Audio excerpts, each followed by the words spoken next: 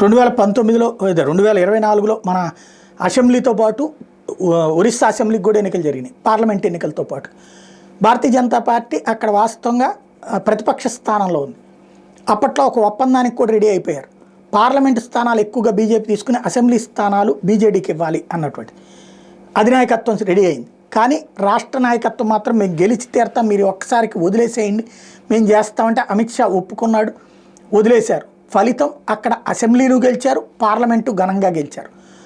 ఆ స్ఫూర్తి మహారాష్ట్రలో పనిచేసింది.